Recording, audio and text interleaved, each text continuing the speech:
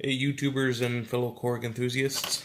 So today we're back with part 3 of the LED replacement project. So I've got here the Korg pa2x opened up, and we have the LED board, or actually the PCB board that has all the buttons and all the control buttons and all the LEDs on there. So in my previous videos I have shown you how to remove the LEDs and how to open up the Korg keyboard. The next procedure is going to be cleaning up the board and getting it ready for new LEDs. So as you can see right here, I have took the liberty of removing 8 LEDs that we're going to be replacing today. And let me show you the LEDs that I have. Now I had these basically last minute ordered, well, not ordered, but pick up in a local electronics store in Ontario, Canada. The store is called Sale. This is their product. It's a 3mm LED, and it's a 20 milliamp LED. Now these are the wrong LEDs. We want to get something with a higher current rating because of the resistors that are used in series with these LEDs. They are a little bit low, so the LEDs will get current spikes, and that's how they burn out. They were very poorly designed in the first place, the boards, so we're going to be replacing these probably again within a period of a year or so, depending on how much you have the keyboard powered on. But at this point I need them to work, and I decided to spend the $20 to get a few LEDs just to replace the ones that are dead for my next gig. So if we look at these LEDs, they are clear and they light up blue. If we zoom in on them like that, we can see that the LEDs are round, but they have one side which is flat. Now I'm going to try to get something here that I can show that LED a little bit better, and I have nothing that's black around me right now. Actually, let's try this right here.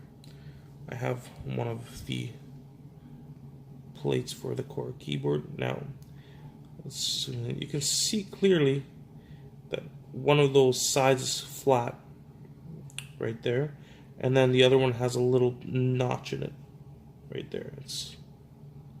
So the flat side is your ground side, and that directly correlates with the PCB board.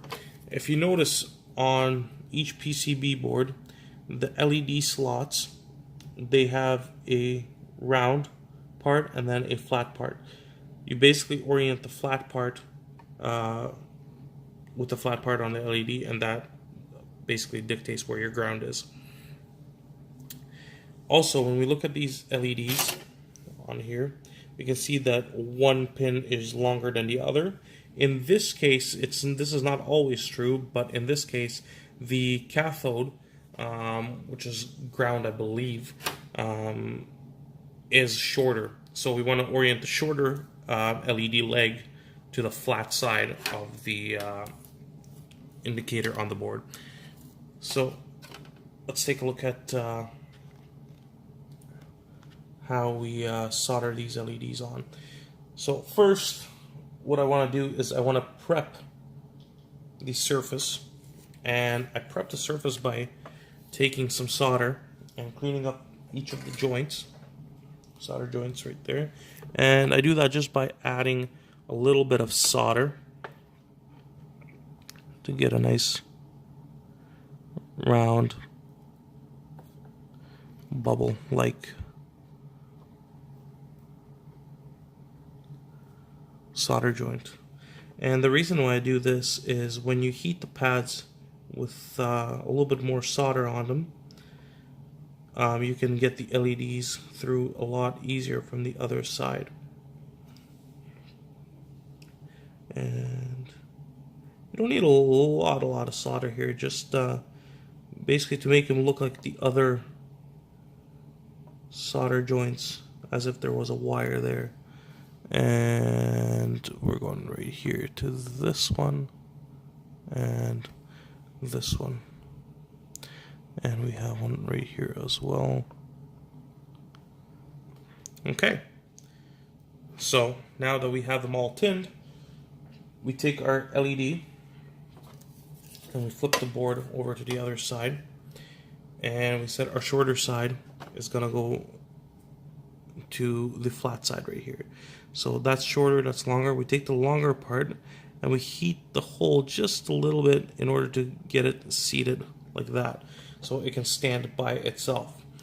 The reason why I do this is it gives me almost like an extra hand when I attach the LEDs. So this way I can just take it to the other side and lightly push on the LED. It should be enough, and you want to just make sure that both of these pins are just a little bit soldered on there.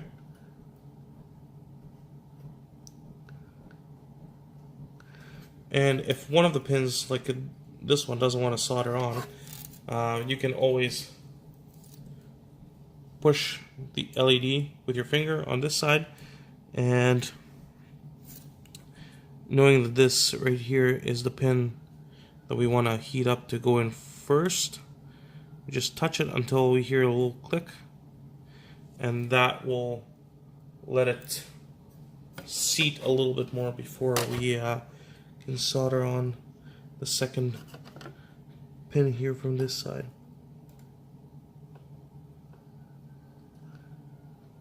And almost got it. There we go.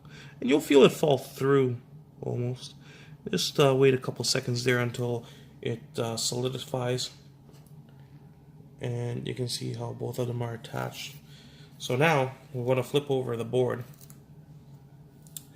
And we want to push the LED just like this. Very lightly, because these do bend very easily. And on here, I'm going to try to get the angle right so you guys can see. What I want to do is I want to put the soldering iron on both pads right here to get almost even heat, and the LED should pop right through like that. And then until you hear that click, it's not seated all the way. So right now, if we look at it on here, let's focus in on that. We can see that it's seated properly all the way, flat side to the flat part, and you got two pins sticking out. So after that's done, what I want to do is I want to take my solder, and I just want to put it against the pin and add just a small little dab of solder in order to get that little bubble right there. And you can see how nice that solder joint is. And if you guys don't feel comfortable doing small solder joints like this, you can always buy some cheap piece of electronics and practice on that first. And then we take our pliers and just snip the two pins, and you can see how nice and clean that is. You can always take some flux and also clean off the burn marks, because the silicone cover that they use on here, basically it tends to burn with hotter iron. I like to use a little bit of a hotter iron, about 30 watts. I use my 30-watt Weller, and this just helps me get the job done a little bit faster. You can also spend quite a bit of money on getting heat-controlled soldering irons. So you take the next LED, and same procedure. The LED that we're going to be replacing is right here. We just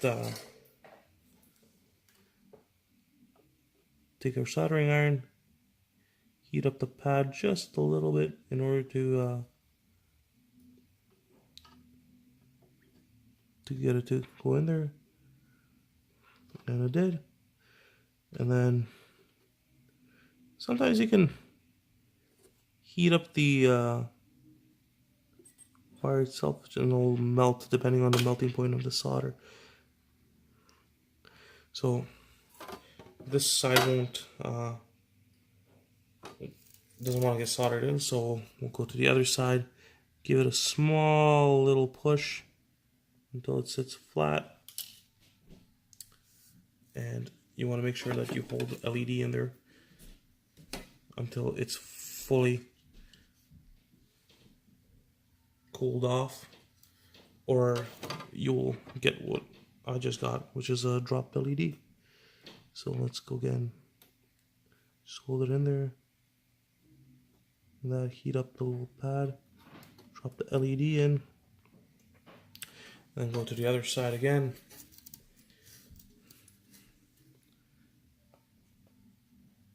heat the LED, wait until this cools down. Basically, it will keep the LED in one spot. Turn it over, and you'll get the other side of the LED ready to pop in. So just touch it like that, and both sides are in. So again, we're gonna press on the back of the LED very lightly, and we're gonna heat up both pads here until the LED comes through. And you hear that click, that's basically the LED seating flush. And this would be enough of a solder joint right here, but I like to clean mine up and add a little bit more solder just so I know that it's a nice and clean connection. And as you saw there, the LED did move. So what you can do is heat it up again, both of them, make sure that the LED is pulled, hold it right there until it cools off, and you'll see the solder change color. We'll go from a shiny kind of liquidy silver to a matte silver color. And again, we take our little pliers and cut off the excess right there, and as you can see, it's a nice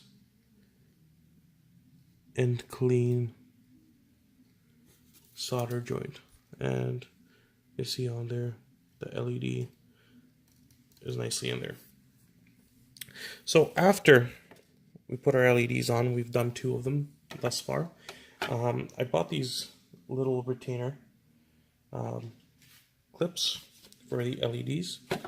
As you can see right there, they're little holders, and I got a package of 30 of them, well, 3 packs of 10, and I just put them backwards on the LED, not the way that they're supposed to fit, like just like that, and that blocks out most of the light, so it doesn't go to any other LEDs or LED holes, just so you won't see it flash over if the LEDs are close, such as in this case where they're right next to each other and the light from one can probably hit the plastic lens of the other one, and you'll think that the wrong LED's on. So I just take that a little extra step and put that little retainer clip on backwards, blocks out some of the light, makes your life a lot easier. Alright, let's move on to the next ones. So we get our LED unpackaged here, and again we look at the flat side of the LED, find that, take our soldering iron, and let's see if we can get a better angle on that. And that, just heat up that little hole until the solder starts melting. And you want to watch out so you don't actually melt the plastic buttons that are right next by. Those are not fun to replace. So again, the second leg does not want to solder in just because it's not close enough. So we'll take the board, turn it upside down, press the LED from this side,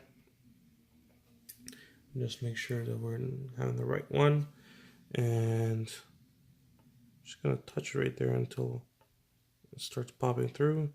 Let it dry up. You can see it flash over to a different color, and then again we can maneuver the LED into place, heat up that pad just so the solder that's through gets melted. Now if you put a little bit too much solder on here, it's okay. You can have solder wick or a solder pump next to you, and you can just clean that up. So we'll try to solder that in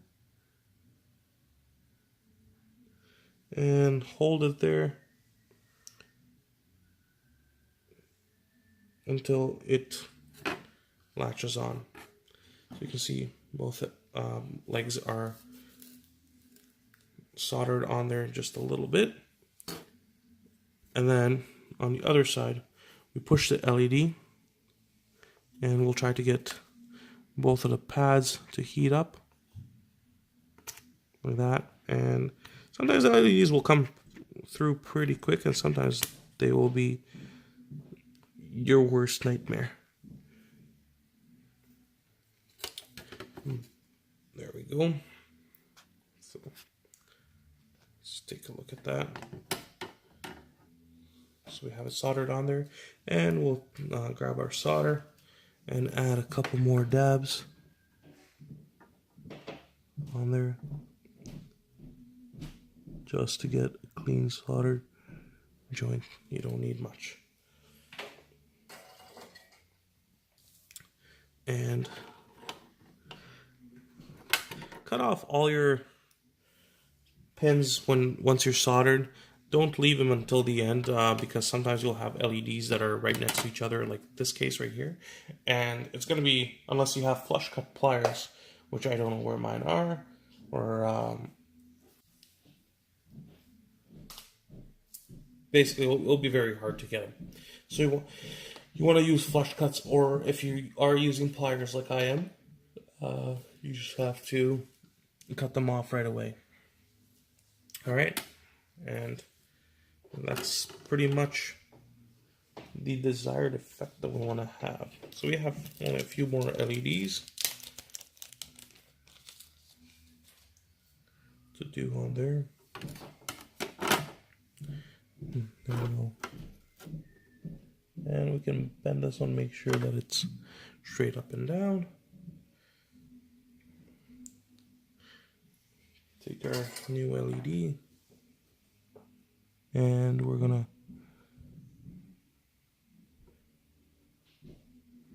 heat the LED socket just so it starts going in.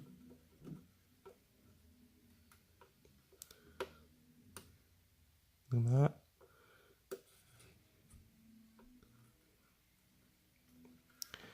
And sometimes you can get lucky and both of them will go in at the same time.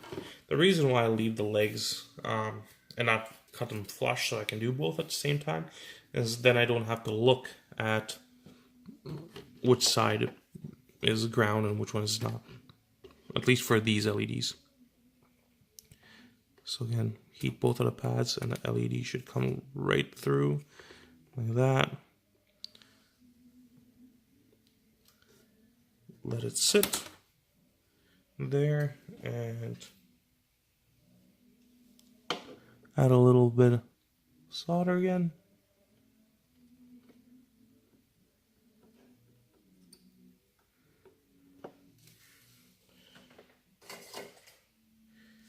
There we go. We take our pliers. And I like to go really low to these solder joints just so you don't get any leads coming off. And you can see, again, you can take flux and clean that all off. That's not conductive. It's all carbon buildup. So you can choose to ignore it like I will, or you can clean it up. So we got 3 more LEDs to do.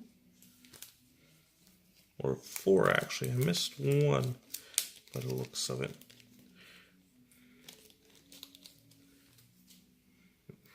There we go. So our next one is right there.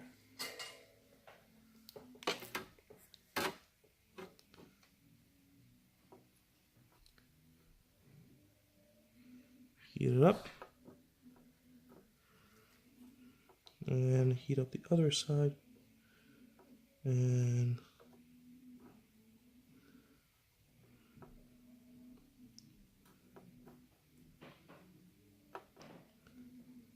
so we got both sides there. Nice and adhered. And we'll push from the other side very slightly. Heat up both pads. And sometimes you'll get that they won't want to come in, but I've been fortunate enough to have them work pretty well. Like that. And check on the other side so that it's nice and flush. And it is. And we'll just add a small dab of solder. That's all you need.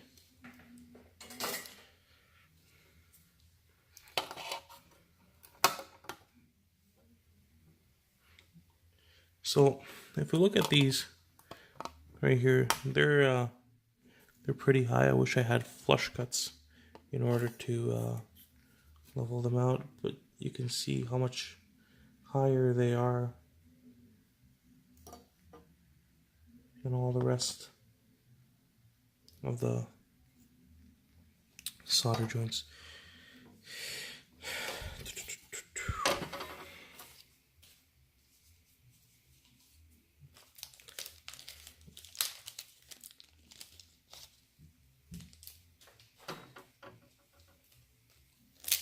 I'm just going to open up all 3 of these LEDs that I have left. A good source to find proper LEDs that you're going to be using for projects such as these is DigiKey or SparkFun Electronics. So they ship in a couple weeks usually to Canada or US. Continental US. They probably wouldn't ship to Hawaii that fast though.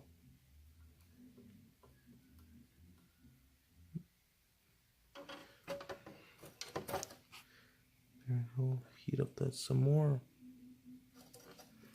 Here, let's move this up so you guys can see.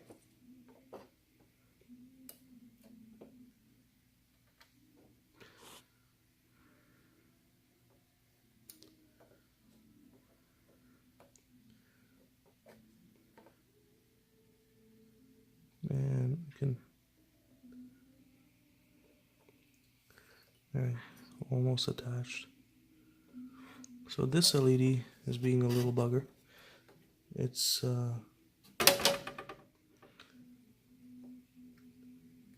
smuggling through. There we go. Sometimes you gotta twist these into place. They're just a small distance off. That will give you a pain in your neck. So again, let's heat that both of the pads up.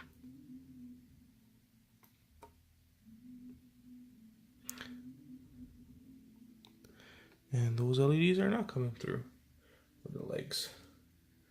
So what I'm doing here off camera is just twisting the LED, making sure that it's straight. And one side started coming through.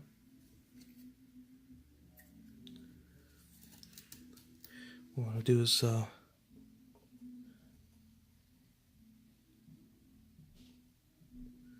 heat up the pad on the other side.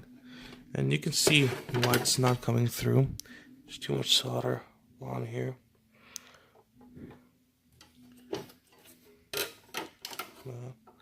So I want to clean that up, and you can clean it up pretty easily just by wicking up the LED leg. It's going to be enough to clean that up and get the solder moved another point. And by the time you get it down to where you need it, there we go,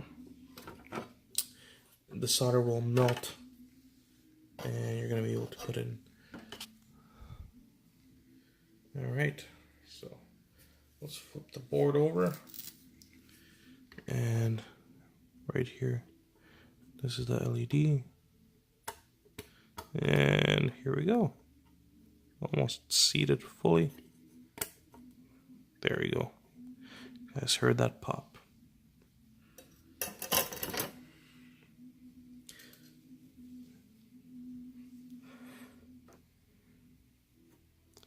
Put a little bit of solder, clean it up.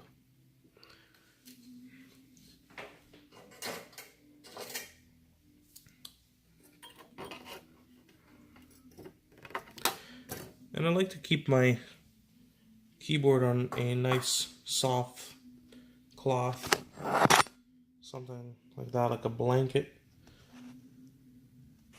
It keeps it nice and protected. And last but not least, one more LED to do, or two actually. Forgot about the one up top right here. Let's do that quickly.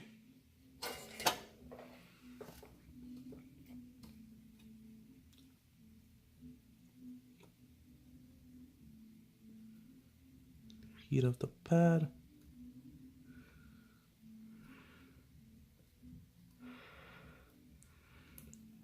Till the leg starts going through. Sometimes I like to push the leg in on an angle like that. It lets me attach this one a little bit easier. Doesn't work every time, but as you can see, just like that. Flip it over, push that LED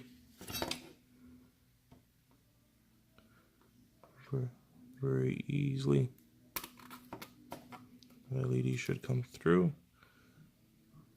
Just like that. Let it cool down. And I always add the solder before I cut the legs, because you want it to go up the leg.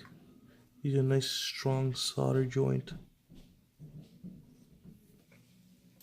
If it's sticking out a millimeter or so, that's not too bad. It won't touch any contacts on the back. And then put your pliers flush against the board and cut it off to get as close to that board as possible. So you can see how clean that is. And I don't know if you guys can see it, but that solder joint is actually cracked. Right there. You can see a little bit of a crack. So you just want to reheat it up like that and let it cool down again. And the fix is easy. Like that. So we've been at this for about half an hour now. And we've got almost every LED replaced. We have one more to go. So per side, you're looking probably around an hour to dismantle everything and get everything desoldered and soldered back on. So we have one more LED here. The same process as the rest of them.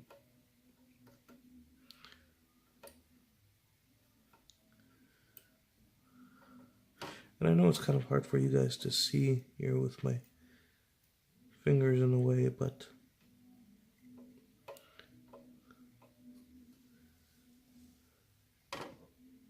you can see right there, soldered in there.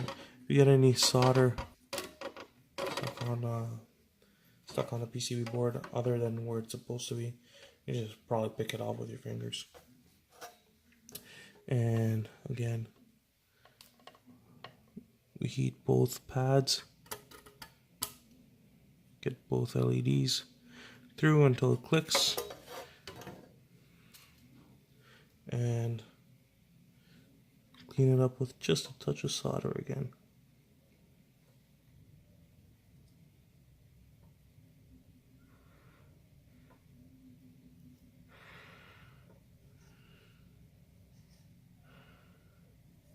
And if you have extra solder, you can use solder wick, or you can just move it up the leg of the LED and cut it off like that. Alright. You can see that solder joint could be a little bit better. It looks a little lopsided.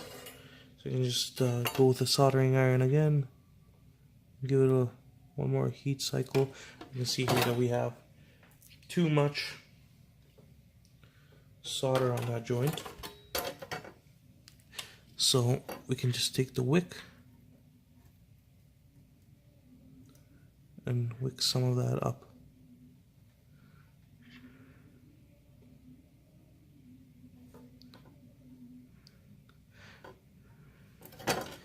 Now what you want to do is you want to hold the wick as far away from your fingers as possible, because the wick, it's copper, it gets hot. I'm going to hold it there, heat up the copper, and the solder should wick to the copper like that. So we wicked off a little bit of it. Let's move to a different part right here. Hold it on to solder.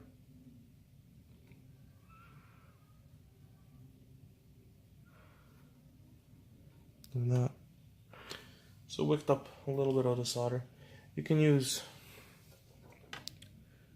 better soldering wicks than that. Now that solder joint is a little bit better.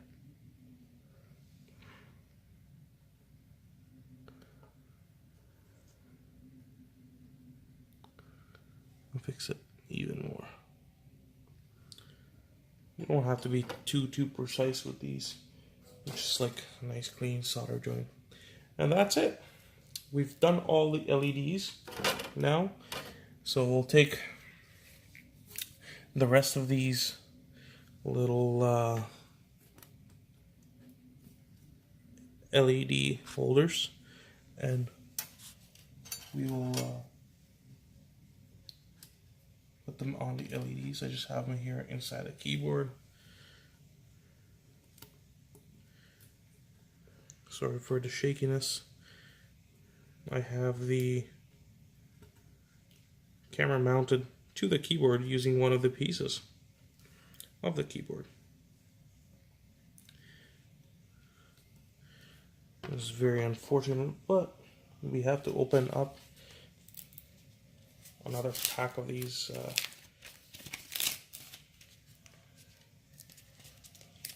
LED holders just because of one LED. There we go.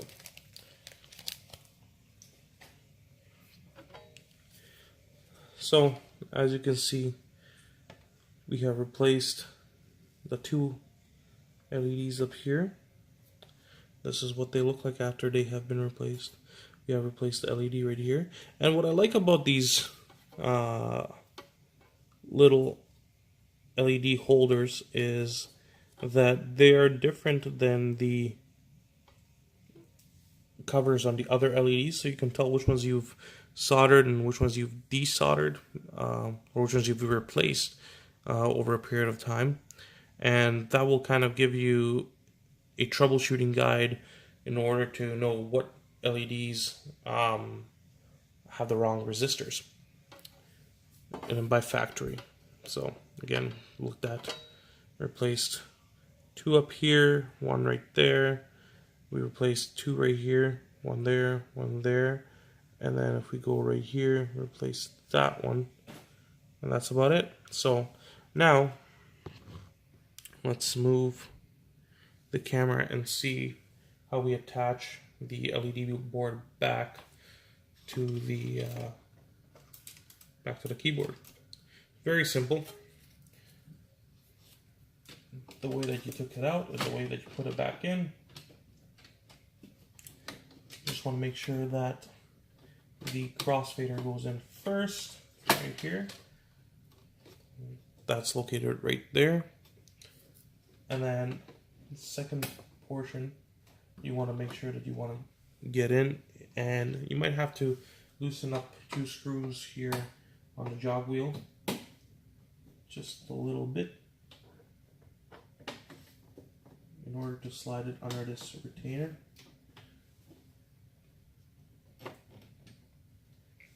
And let me show you guys that up close.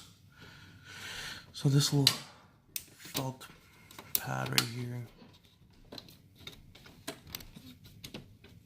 goes right underneath there. And this is the 2 screws that I've loosened up, and make sure that all that fits through nicely. If it doesn't, you want to take a look at why. And as you can see here, there is a dust guard for the crossfader that you want to make sure it's positioned correctly. Sorry for the shakiness of the video here. So I will put the camera just like that.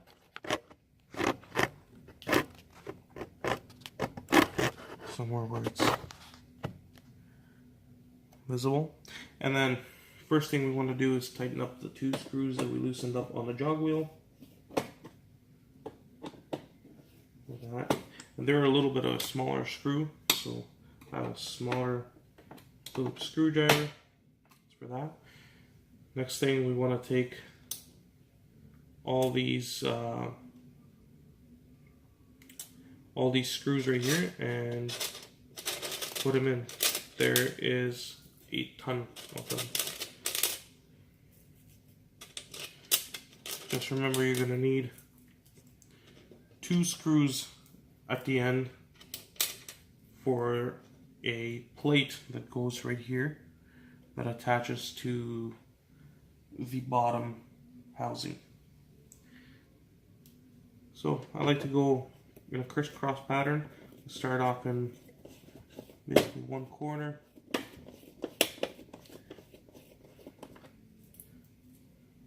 and then other corner down here. And this is only when I tighten. When you loosen up the board, you don't need to do that. The reason why I do this is so that the board sits well on the keys. And we'll put one right here.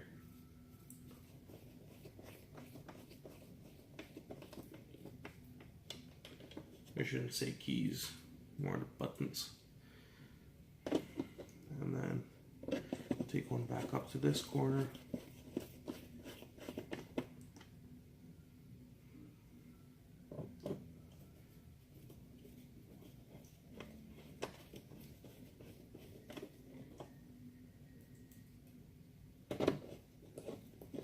And once you got about I don't know, 6, 7 screws in all the corners, kind of in the middle. Then you can just fire them all in. Want to put the ones by the crossfader in first though, after you got your corner screws and middles, just so it holds that piece in place. Just like that. And then you can just go in order right here.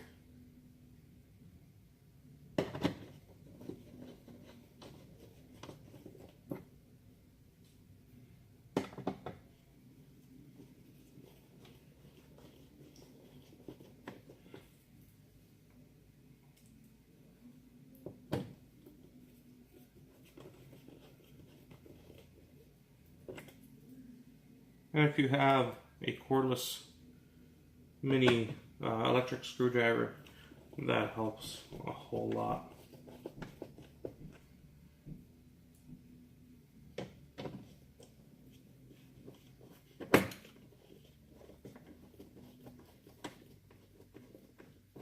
And just to do with the speed of things, because you don't want to be here for hours on end doing this. I'm sure you guys want to be playing.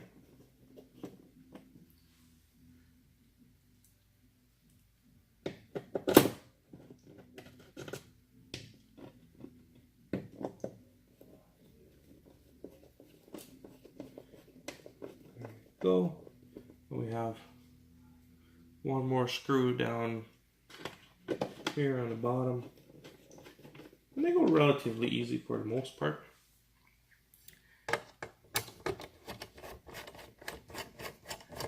Next I will get the screw right here, so we took the wrong one and screwed it in there. We'll take it out and put it back. And that. So then this little plate, it fastens to the bottom of the keyboard and it holds the top and bottom together. So it goes the right side if you're looking from this view. Is attached to the copper grounding plate right there. There's one screw in there and one smaller screw that attaches to the is basically the lift mechanism on here for the screen.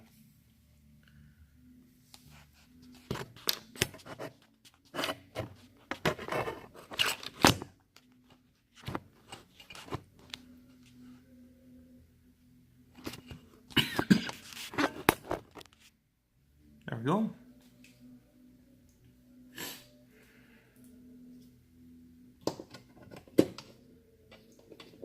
And it always seems to happen when we miss one screw somewhere. But I think I know where it's from. I think it's from the back. Took that one to screw in my mount. So this screw is a little bit smaller for the side here. I just measured on the plate, so we take a different screwdriver, or more precision Phillips, and we just screw that in there. Alright, so now that the PCB board is screwed back in, we gotta make the connections. Now, I've replaced the LEDs already on the left-hand panel, so I'm just gonna quickly reconnect the ribbon cables for that one.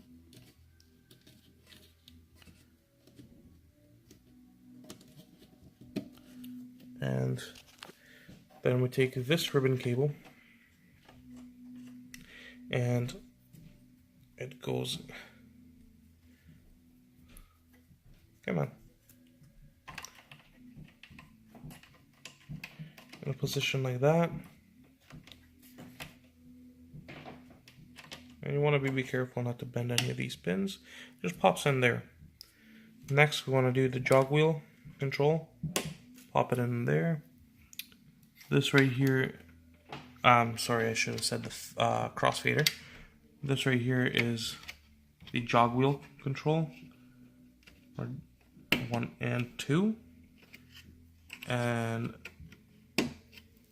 the other control cable that goes to this guy. And that's it. So now what we're going to do is we're going to take the crossfader button, and I'm going to find the crossfader on the bottom here. You can do this after, once you flip the keyboard over. Like that. And basically now we can fold the keyboard back up together. The way that happens, it's on a hinge mount, and you can just bend that like this. And now I've just taken a USB key